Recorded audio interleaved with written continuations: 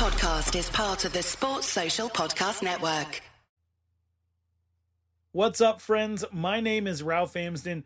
You are listening to the Fortcast, part of the 10-12 Podcast Network. It is a new Arizona State athletics podcast for a new era of Big 12 competition. And this podcast is brought to you by our friends at Charlie Hustle Clothing Company, a vintage-inspired clothing company based out of Kansas City that specializes in collegiate and hometown apparel. Charlie Hustle loves the Big 12 Conference and wants every Big 12 fan to be the best dressed this season with their wide selection of officially licensed collegiate apparel. That includes Arizona State. Forks up. You can log on to charliehustle.com and use the promo code 101215. That's TEN, the number 12, the number 15 for 15% off all non-sale items. They got a hoodie on there that I'm eyeing for myself right now. With more than 30 schools to choose from, including all 16 Big 12 schools, they've got you covered with all your collegiate apparel needs. Shop today at charliehustle.com. Use the promo code 101215 for 15% off all non-sale items. Again, that's charliehustle.com, promo code 101215 for 15% off all non-sale items. Let's get into it. Arizona State football 2-0, 30-23 win over Mississippi State, first ever win over an SEC team. Cam Skattebo with the second most rushing yards in a single game for any Sun Devil ever. And we're going to talk about that win as well as get into this matchup, this early week matchup, this before you get off work on Thursday matchup with Texas State out in San Marcos, Texas. A couple of familiar faces on this Texas State roster, and they're a problem. We're going to talk a little bit about their win over UTSA, what I think they do well, where I think Arizona State maybe has some advantages. I will give you my prediction, and we will get into the Todd of the week and Sun Devil signs, all coming up on the Forecast. All right, so I'm very curious. I really would like to know what you think. If you listened to last week's show, were proper expectations set for what Arizona State was going to face in Mississippi State? Fast-paced, not necessarily intelligent football, and what they bring to the table offensively is going to be something that Arizona State has the ability to counter. And more than anything, you gotta look out for Kevin Coleman and his big play ability. I would say I feel like I hit on every single prediction for how this game would go. That Arizona State was going to struggle to pass against this Mississippi State team. We'll get into Kenny Dillingham's comments on Sam Leavitt here in a minute. But that Arizona State was going to have difficulty passing. They were going to have to run off tackle unless they could blow up that offensive line right off the line. I found it very interesting that Mississippi State rarely was crowding the box. Like, they seemed to be respecting the pass most of the game. We all know how Cam Skattebo is after contact. And another thing, that I feel like I've been saying, if you're on Sun Devil Spaces on Wednesday night, is that it doesn't matter how many good running backs Arizona State has back there, they're going to stick with the hot hand. They're just like any other team in the country. If a running back is rolling, they're going to roll with that running back. And Cam Skattebo, 33 carries for 262 yards, had another 3 receptions for 35 yards. Probably a good 125 of that came after contact.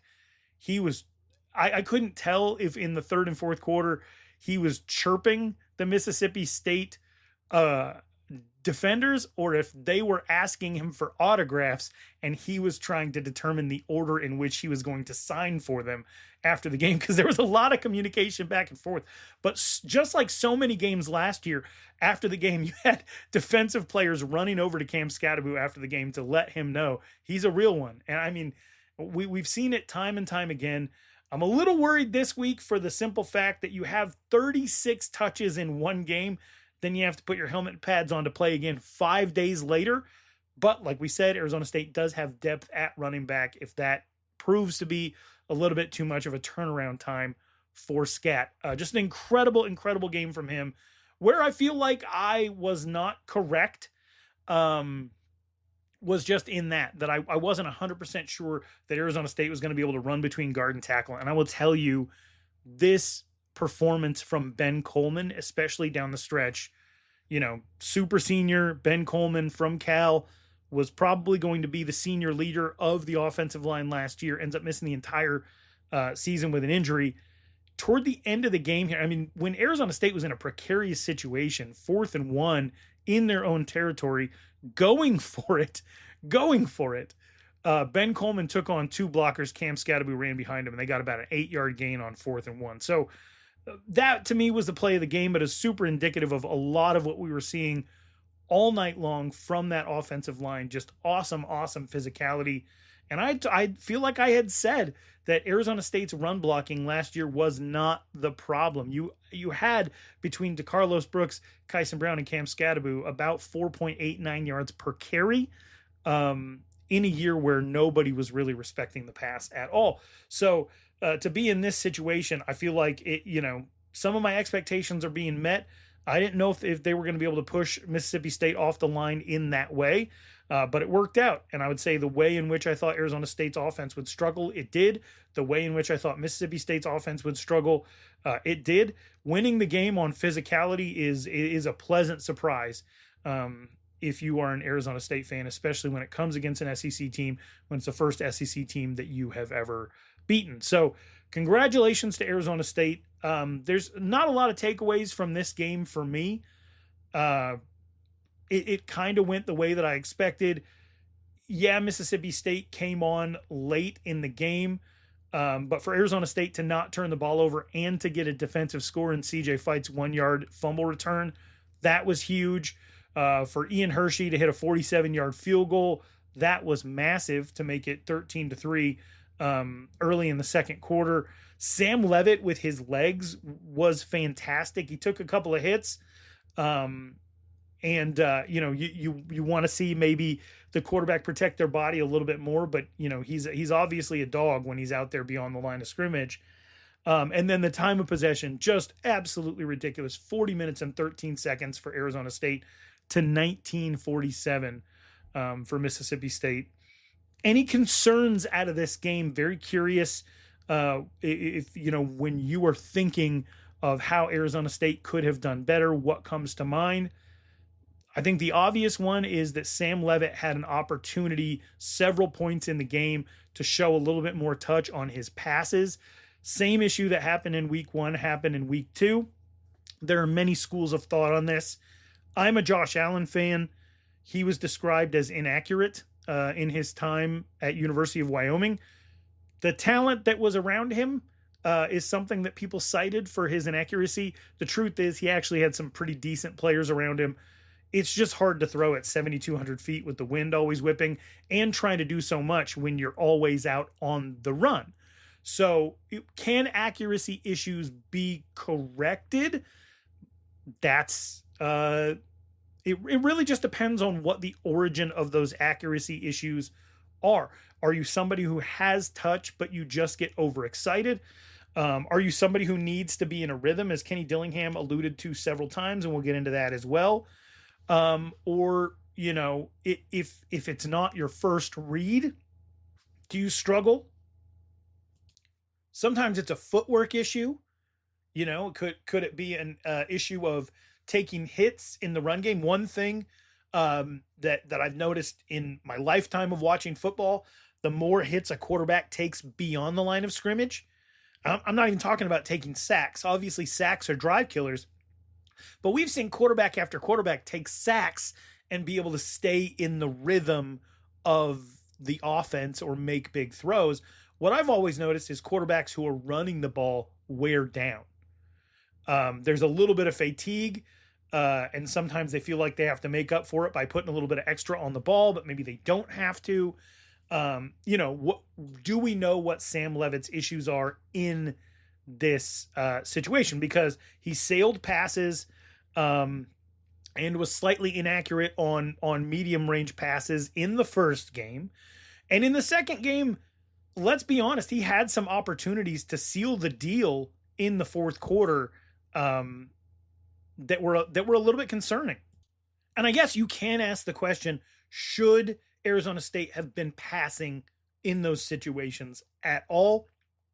Didn't feel fully necessary when it was 30-16 to be running several pass plays in a row or trying to get your quarterback in rhythm or get his stats up because he was sub 100 yards passing. Whatever the motivation was, you could have even given Cam Scatterbo a rest at that point. You're up 2 scores. It's late fourth.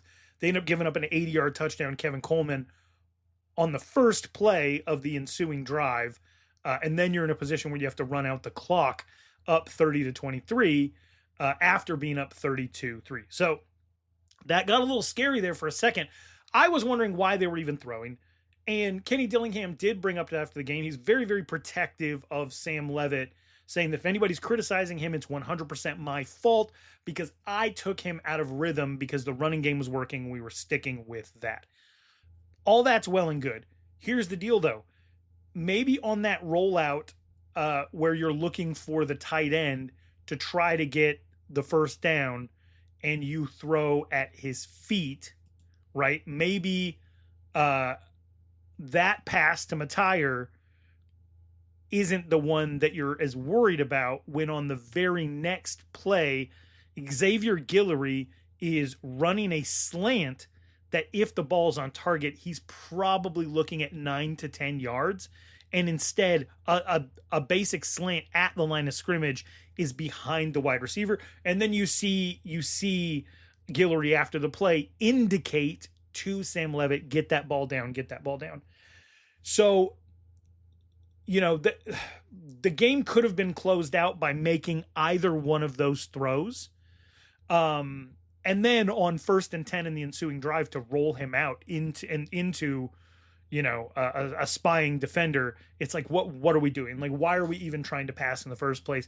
Especially if we know he's out of rhythm, why would we be trying to get him in rhythm toward the end of the game? So that's my really only concern isn't so much Sam Leavitt's accuracy, which I believe he's shown issues with. And I'm going to go as far as to say when reading practice reports and reading the tweets that came out during spring and fall, there were accuracy issues. He didn't win the job by being the most accurate. He won the job, in Kenny Dillingham's words, by protecting the football, right? We said two interceptions on 300 real time snaps. And even after the game, Kenny Dillingham was saying, I'll take some overthrows, I'll take some missed passes over turnovers and over panic. Kenny Dillingham's not worried about the things that Sam Leavitt's not doing right now because the things that he's doing wrong aren't the things that would give him the most concern.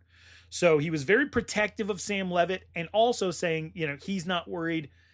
The fan base shouldn't be either. Here's what I've seen from the fan base and from conversations that I've had. There are people who just want to win.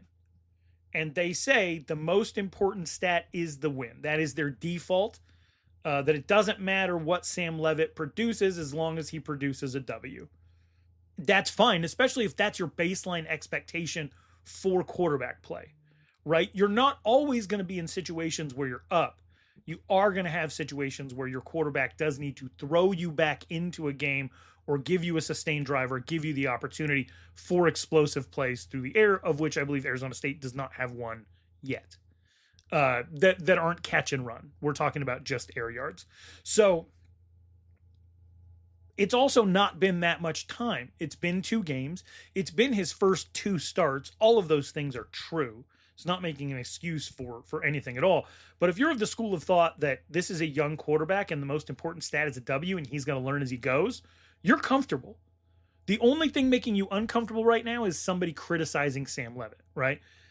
For me, I'm on more the spectrum of words mean things, and if an expectation is set, I'm going to hold a player to the expectation that was set. So Kenny Dillingham said they have 2 NFL quarterbacks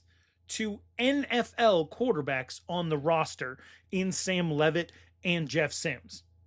And I don't think he throws that around willy-nilly because during the broadcast of the Mississippi State game, they repeatedly talked about the fact that he was willing to tell Cam Scatterbo to his face that even after last year, he was not an NFL running back unless he was willing to change some things about his body and his agility. right? So if last year he's not saying that Cam Scatterbo is an NFL running back based on his experience around other NFL running backs, but in this offseason, he's saying that Sam Leavitt is an NFL quarterback or has him and Jeff Sims both have NFL potential. This is just me talking. Don't have to speak for you or any other Sun Devil, but I expect better than 10 for 20 for 69 yards. And I expect him to hit Jake Smith in the end zone on a deep ball, hit Matire rolling out to the right. I expect him to be able to hit on a slant route that effectively would have ended the game. I expect those things of a future NFL quarterback. Now, is he not there yet? Well, obviously he's not there yet, but should I be concerned? I guess what I would say is you're just not always going to be playing with the lead, and it can't necessarily be all about rhythm because Oregon was a run heavy team when Kenny Dillingham was out there. And Bo Nix was expected to make those passes, especially around the line of scrimmage, to effectively use the passing game as a secondary running game. So we're not even talking about downfield throws at this point. You want that stuff to work to at least keep people spread out and from crashing down on the corners in the running game. So I would like to see him play better. I personally am concerned because call it a doubting Thomas or whatever, but I do need to see it. What I've seen from Sam Leavitt so far that I like is that he is not afraid to extend a drive with his legs, and he has the ability to do it. He's not taking too many unnecessary hits, even though he is taking a little bit of punishment. And they're 2-0. I like 2-0, but that's much better than the alternative. What I have not liked so far are the issues I thought there would be going into the season with accuracy. That's all. Because if you're not going to be, and I mean, this is going to sound consistent if you've listened to me for a long time. If not, welcome to the show. But if it's really about stuff that's happening 15 yards and in, you do have a quarterback on the roster whose first 2 games he had 700 yards passing because he can hit all those throws, right? If you get into a situation where it becomes about, are we going to challenge for the Big 12? You're going to need your quarterback to be the type of quarterback that can go out and win a conference that traditionally at the top of the conference has had actual NFL level talent that has proven it at that point. Is Sam Leavitt going to be there? If Arizona State's going to give themselves an opportunity to compete, because Texas State, G5 team. They're a G5 team. They're a talented team, but they're still a G5 team. Arizona State should expect to beat them. Texas Tech looks like garbage. They look like garbage right now. They can't stop anybody defensively. I said this before the season. There is a universe in which Arizona State starts 4-0. And their Vegas win total is 4.5. It just goes to show you that I think for Las Vegas, it's a bait line. You want people on either side of it.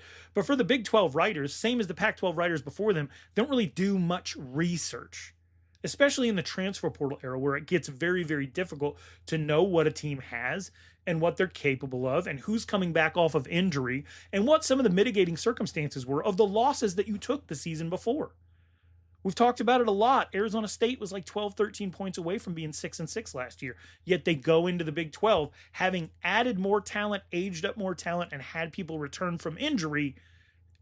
And their projection goes to being last in the Big 12. Not a thing that made any sense to me at the time. I think 4-0 is within reach. Obviously, you got to play just, one game at a time. But it's very possible Arizona State gets into a situation where they stop thinking about a bowl game and they start thinking about the conference. And in that situation, you want somebody who is not rhythm or scheme or coach dependent if you do want to, in fact, win the conference. So I do have concerns when it comes to Sam Leavitt so far. Am I saying the sky is falling? No. Am I saying change quarterbacks? Absolutely not. I wrote a column for Sports 360 AZ saying that fans have to, no matter what, give this man 4 games before even weighing in at all about what the team should do moving forward. That the pass defense of Mississippi State, Texas Tech, and Texas State are not good. but the pass defense of their first opponent was. So don't judge based on the first opponent, judge based on the next three. Now, we've already had one of those games, but the running game was working. 57 carries for 346 yards. You will take that every single time. Every single time, especially when Kenny Dillingham's ultimate aspirations for Arizona State is to create the longevity and culture of a team like Utah. Utah's never mad when their quarterback goes out and throws for 100 yards, especially when they average 6 yards a carry on 57 carries. And that's including 13 yards of kneeling the ball down at the end, which shouldn't technically count into your overall total. We're talking about 54 carries for almost 360 yards. Compare that to what Mississippi State did. 24 yards on 27 carries. Yikes. A couple of game balls to give out before we move on. Jordan Tyson as a run blocker at wide receiver, I thought he had a fantastic performance. I do want to give a shout out to Miles Rouser. I know he missed that tackle at the end that turned into an 80-yard touchdown pass. But before that, 10 tackles, shared in a TFL. He looked very, very good to me. Keith Abney continues to look very good to me. Just this entire secondary and linebacking core have played very disciplined football, and they're deserving of a lot of recognition. Congratulations to CJ Fight on his first college touchdown. First of many, question mark? Probably not. D tackles aren't necessarily leading the league in touchdowns or anything like that, but it's going to be something he remembers for the rest of his life. Very, very cool to do it in front of the hometown fans. And yeah, Mississippi State, not a good team. Not a good team. And Kenny Dillingham had said this week, the best team that Arizona State will have faced, the best team Arizona State will have faced so far is Texas State. I believe that to be true. And in just a moment, we're going to get into why. All right, so Texas State, first ever bowl win last year, coached by G.J. Kinney. Sorry, I almost called him J.G. The J.G. Wentworth tune was in my head, but it's G.J. Kinney. It was his first season. If you read the Jordan Ham notebook for this matchup on the similarities and differences between Texas State and Arizona State, that's up on sports360az.com. You'll find out both of these coaches worked with Gus Malzahn. I will tell you that Gus Malzahn's offense maybe looks a little bit closer to what Arizona State and Kenny Dillingham does than G.J. Kinney and Texas State. And Gus Malzahn, he does a lot of offensive coordinator in name only type stuff. And so, it was very possible that Coach Kinney had offense that he wanted to run. And now that he has the opportunity to do it, he is. What Texas State does not look very much like what Arizona State does. So I just want to set that up from the outset. I think that, Kinney's he's a good coach. He's young. He's somebody who grew up in a coaching household. And he's got Texas State playing very, very well. I thought that Texas State, honestly, before the season, I thought that they were going to fall apart completely because TJ Finley leaves. They have the opportunity to bring in a quarterback, and they go with Jaden DeLora. And obviously the students, they didn't like that. Jaden DeLora was accused of assault when in high school, I believe at St. Louis High out in Hawaii. So, this is a situation that has followed Jaden DeLora from Washington State to Arizona. And then as it became clear that the future of Arizona football was with Noah Fafita under center, Jaden DeLora is looking for somewhere to finish his college career. Texas State took him on knowing what his baggage was. The student population pushed back, and there never really has been a statement as to what specifically led to the change of heart. Was it Jaden DeLora? Was it Coach Kinney? But he's not the quarterback. And so kind of the expectation was that this team was going to take a huge step back offensively. In comes Jordan McLeod. And now, I don't expect everybody to have followed University of Arizona football, especially even if you were doing so gleefully when they were losing every game under Kevin Sumlin. But Jordan McLeod came over and was QB3 behind Will Plummer. He was not going to play. Multiple injuries took place. Gunnar Cruz goes down. Will Plummer goes down. Jordan McLeod comes in. And they looked like they had a semi-functional offense for about 3 games. I think Jordan McLeod got injured, and then he ends up making his way over to James Madison. James Madison, traditionally an FCS powerhouse, is making the move up to FBS. And, I mean, they looked incredible. He got his coach paid off that. I believe that was, Coach Kurt Signetti that went to Indiana. Jordan McLeod takes this opportunity to go play for G.J. Kinney in San Marcos, Texas. And, Jordan McLeod is 24 at this point, going to be 25 this season.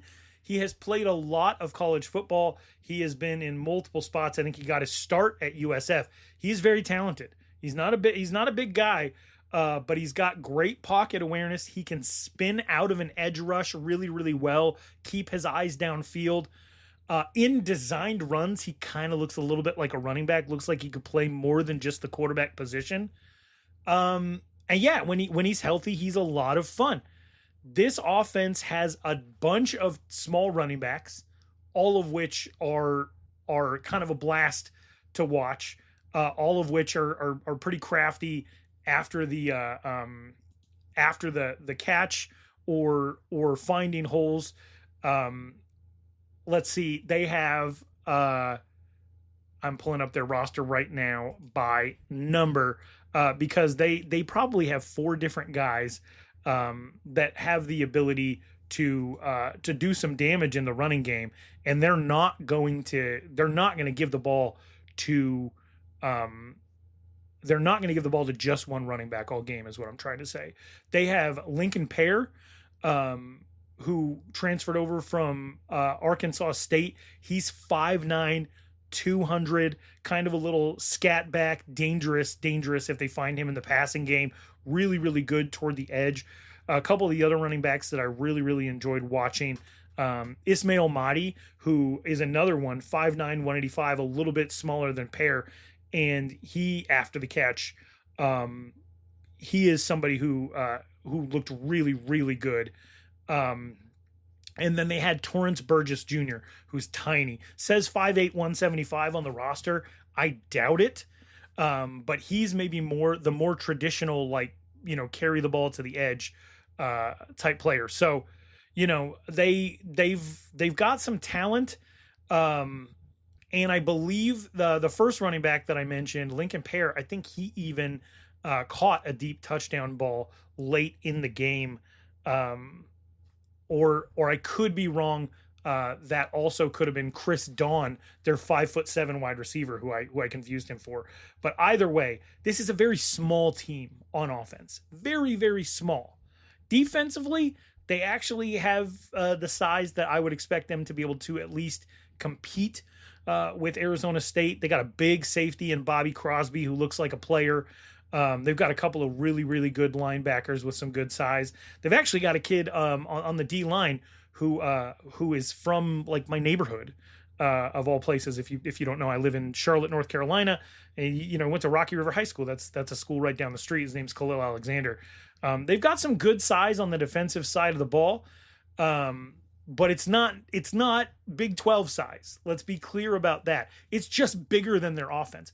Their offense is strikingly diminutive, to say the least. But at the same time, they're very, very sneaky, very quick, very agile, and they can do some really, really special things. I think that this is I think it's a good team.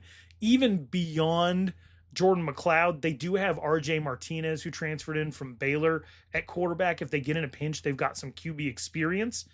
But I think you're going to be shocked at the size of Arizona State's defense in contrast to the size of Texas State's offense. I watched the UTSA game. UTSA kind of plays a 3-3-5, so it's really hard to translate how effective A 3-3-5 would be against a team that, is running the ball a lot and is very quick versus a team that plays a more traditional base like Arizona State. So I'm not sure. I can't confidently say that what Arizona State does will work better. I think logically, if we ran the 3-3-5 for a while at ASU under Tony White, it's when they're running on you, it feels pretty desperate. But when you get them in passing downs and you can pass rush, you can do some pretty cool things. UTSA was down the entire game. So it was definitely not going to be effective in that situation. They have a lot of designed quarterback runs that kind of look like Scattaboo on the goal line, but they don't wait till they're on the goal line to do some of this stuff. And Jordan McLeod looks really, really good. I said running the ball. He looks like a true athlete. They looked a little bit vulnerable in the middle of the field. I'm talking about Texas State now in the pass defense, but really anyone is. They all dare you to throw there, and if you can pull it off, they have to adjust. UTSA's one of their biggest gains of the game came on a tight end quick slant that ended up going for like 30, 35 yards. The one thing I really noticed about Texas State is they've got super intelligent second level and skill position blocking. It seems like their players always know where to look for where the defenders are going to be coming from, trying to seal the play off. Once they get past that first level, they really do a good job of looking for someone to get in front of so that their athletes can do what they do best. This is an all-time yards after catch team. Just all time. We'll do a ton at the line of scrimmage, a ton of second level blocking, offensive linemen leaking out to try to make sure they're getting yards after the catch. They look really, really good at it, especially last week against UTSA. I am telling you, as far as yards after catch go, this is one of the more dangerous, certainly group of 5 teams I have ever seen. I was about in the middle of the second quarter. I was like, oh, have I discovered something about this team that I'm going to bring to the forecast and share with people? Because they go in motion on offense almost constantly, and they run most of their plays to the side that the motion is going towards. So if they bring a receiver off, have him cut across the line of the scrimmage, a lot of the time that's going to be a run left, or they're going to move the pocket left and pass left. So as I'm making this note of like, hey, almost every single play goes to the motion side, they run this play where Jordan McLeod rolls out left and does a halfback pass back to Ismail Mahdi that goes for like 30 yards. Beautifully executed. Like in my mind, I was thinking, oh, I have figured this team out.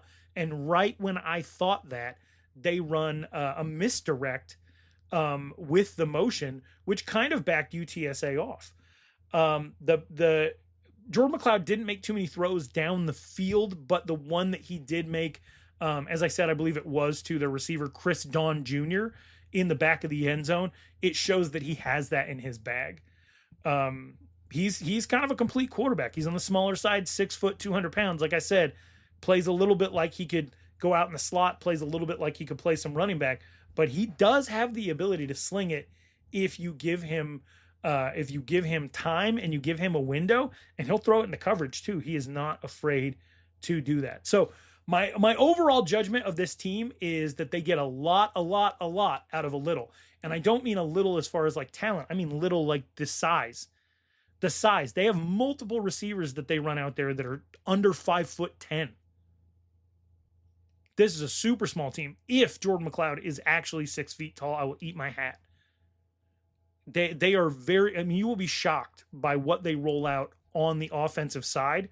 But all these guys, when you're that size and you're effective, it means that you're like the best of the best. People talk about how like ants could lift 300 times their own weight, and if they were the size of a car, they'd be the most terrifying predator on earth, right? It's a lot of ifs, right? But if a lot of these guys on Texas State's offense were 5'11" instead of 5'8", 5'7", we're talking about some of the best skill sets in the country when you're matching their athletic ability with their size. So you cannot sleep on this team. Arizona State is going to have to be super, super disciplined. They play much smarter than Mississippi State as well. My advice, which no one needs to listen to because nobody who listens to this is in control of any of the decisions that Arizona State makes, but that defensively that Brian Ward is putting the corners up on the receivers, because that way they're going to know and have a little bit extra time to maybe get off some of these blocks and disrupt some of these running plays, swing plays, and stuff like that to the outside, and just trust that if they are going to go deep on something, that your corners do have the ability to run. I looked at UTSA heading into this week as the team that said, like, hey, we don't need to win this game. We can afford to just go out there and throw 8 in the box against a Cam Scatterbo and see if Sam Leavitt can beat us. I don't think they're going to do that. After rewatching this UTSA game, they actually create quite a bit of havoc in their pass rush. They do a lot of stunting. They're very quick and very violent. Or it could just be that UTSA is incredibly slow and inept. But I think that they're going to try to play this game straight up. Maybe make an adjustment, but I went into this thinking Texas State is going to sell out for the run, because really what do they have to lose? If they are in the running to be the group of 5 team that is representing, the entire NCAA group of 5 in the college football playoff, then, they just got to go out there and throw the kitchen sink at ASU. But after watching them, I'm like, they might just play their base defense. They might try to get home with a pass rush, and stick with it and give up some rushing yards in the beginning, just to make sure that they can spy Sam Leavitt or do some other things. So I'm not as confident as I was that they were just going to completely sell out for the run. I think they might try to play ASU straight up. The problem is going to be if Arizona State does get out to a lead on Texas State, at what point will Texas State make that switch to trying to shut down the run game? And will Arizona State be able to make the adjustment to be able to throw and keep this defense honest? I would like to see an explosive play through the air. Jake Smith or Jordan Tyson on a deep route, Arizona State is certainly due.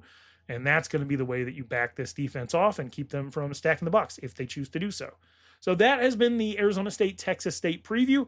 We'll get to the predictions in a bit. But next up, our Todd of the Week. All right, so our Todd of the Week segment, and if you're new to the Forecast, welcome. But the Todd of the Week segment is just a shout out to someone out there who has gone above and beyond to help the Sun Devils succeed. Sometimes it's going to be a business person that's donating to NIL. Sometimes it's going to be an administrator. Sometimes it's going to be a fan that does something good for somebody else. And sometimes it's going to be an actual Sun Devil athlete. And I bet you didn't think I knew anything about volleyball, but I've kind of had to pay attention lately as the Arizona State Sun Devils have begun to achieve success. They had one of their best seasons ever last year, and this year they have started 6-0, and they actually had to replace a graduate assistant who played high school volleyball in the state of Arizona. I cover high school sports in the state of Arizona. They had to replace, I believe, Shannon Shields, who averaged 10.2 assists per set. Last year, the setter is the person who, sets it up for the spike. And so that was going to be a big player for them to have to replace. They went and they got somebody from Sonora, Mexico, and her name is Argentina Ung. And I feel like a big part of Arizona State's success, if they were going to have any, would be to replace those numbers. And for the most part, they have. The grad transfer is averaging 9.86 assists per set. Arizona State women's volleyball is 6-0 right now. So our Todd of the Week, it's a weird thing to say about a female, but I'm going to do it. Argentina Ung, congratulations on being this week's Todd of the Week. And in our final segment, we're going to get into Sun Devil signs. Look, I'm going to be honest. The more research I did into Texas State University, the more I liked them, the harder it got to make fun of them, the harder it got to dig up any dirt of any kind. I don't mind that they got rid of, that the student body came together to express their displeasure, rather, in bringing in Jaden DeLaura. If you feel differently about that, that is your right. You can feel the way you feel. I feel the way I feel, but the fact that the student body stood up on that, awesome. I can't make fun of George Strait, who is a Texas State alumni back when it was called Southwestern Texas State University or something like that. I can't make fun of George Strait, or Joe Healy will squeeze my head until it pops off my shoulders. So I won't be saying anything about George Strait, but I did come up with a few signs as a visitor that you wouldn't be too big of a jerk if you were to hold these up in San Marcos if you're making the trip. So let's get into our Sun Devil signs of the week. Sun Devil sign number 5, Blue October has one good song. Believe it or not, Blue October, I don't think they're from San Marcos. I think they lived together and got their start in San Marcos. I think they're from Houston. If you're a Blue October fan, I apologize. But that would be my sign that I would bring in. It would be funny. They'd get a laugh out of it. It'd be like someone coming to Tempe and poking fun at the Gin Blossoms or Jimmy Eat World. Let's go with Sun Devil sign number 4. We have a dry heat. You have a damp house.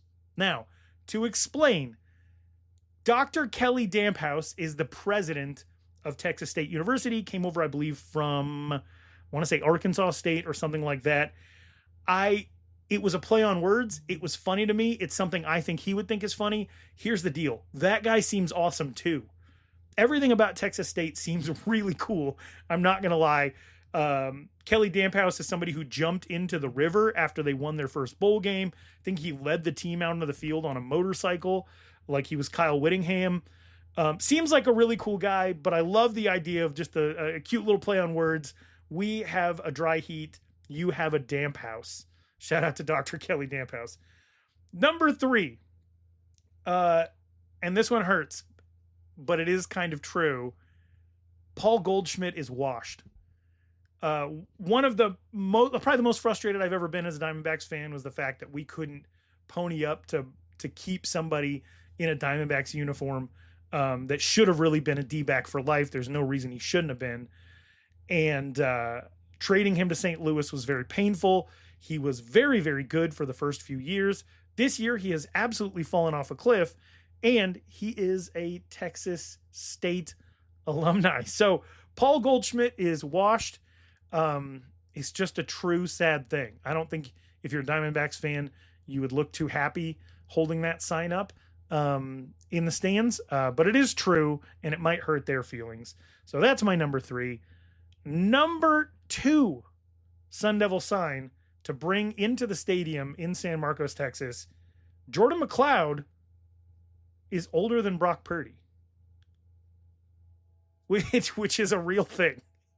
Jordan McLeod will be 25 in November. Brock Purdy will be 25 in his 3rd season in the NFL, coming off a Super Bowl appearance, I believe, in December. So Jordan McLeod, eligible for Social Security at Texas State University. Another sign you could bring in, this still counts as number 2, that would be a super deep cut, is Jordan McLeod equals Paul Blake. If you know who Paul Blake is, I'm sorry. But there was a movie, a corny football movie made with Scott Bakula and Sinbad. And I want to say Rob Schneider was in it too. And Jason Bateman, quite a cast, called Necessary Roughness. And it was like a play on the SMU scandal where the replacement players for Texas State were all like old. And Jordan McLeod is old, and Paul Blake, played by Scott Bakula, their quarterback, was 30 years old in the movie. And then the number 1 Sun Devil sign to bring into San Marcos with you is show us the LBJ Jumbo package. If you don't know, Lyndon Baines Johnson, famous Texas State alumni. And if you don't know what Jumbo is in reference to, congratulations. You paid attention to the right things in history class and not the wrong things. So the number 1 Sun Devil sign would be show us the LBJ Jumbo package. Last up on the forecast, we will get into my prediction for this week's game against Texas State. Okay, so I established that I believe along with Kenny Dillingham, this is the best team that Arizona State has played this year. They are intelligent. They are undersized. They are fast. They are good with the ball in their hands. I don't necessarily think that they'll be able to overwhelm Arizona State schematically. I do think Brian Ward has very good players, and I think that he is very intelligent. But I don't see Arizona State holding this team scoreless. I think it would be completely reasonable to think that Texas State could get to 24 to 27 points in this game. You just want to make sure that you've got some sustained drives and you keep that offense off the field. They're very, very dangerous. And Jordan McLeod, he's a talented guy. He's faced enough high-level competition where he's not going to be intimidated. And they have the benefit of this being a home game. So I do think Texas State is going to score. I will even give them the benefit of the doubt and say that they get 27. Now, what will Arizona State be able to do? In my opinion, 5 days rest after 36 touches for Cam Scatterbo, you're not going to be able to repeat that. You probably shouldn't repeat that, even knowing that it's going to be a long week moving forward. I look to see him get between 20 and 25 touches. What we're going to need is a performance out of Kyson Brown or DeCarlos Brooks that is supplementary, because I do not believe Raleek Brown is going to play in this game. Would love to see Sam Leavitt hit on a deep ball and not have to use his legs too much. I do believe Arizona State is capable of getting to that 30 marker. I'll even give them the benefit of the doubt of saying 33. So let's call this Arizona State 33, Texas State 27. I believe Arizona State's going to go into week 4 in their first Big 12 game undefeated. We'll see if we can make it happen. Thanks again to everybody who listens and supports the Fortcast. If you were a sponsor out there and you believe that I can bring value to your product, please hit me up, ralph.amsden@gmail.com. A big thanks to Philip at the 1012 Network for bringing us on. And again, charliehustle.com for your apparel. Make sure that if you go on there, are using the promo code 101215, that's TEN, the number 12, the number 15 for 15% off all non-sale items. We'll end this the same way we end Sun Devil Spaces every Wednesday night. If you live with a heart of gratitude, the world's a wondrous place. Go Devils. We will catch you after the Texas State win. This podcast is part of the Sports Social Podcast Network.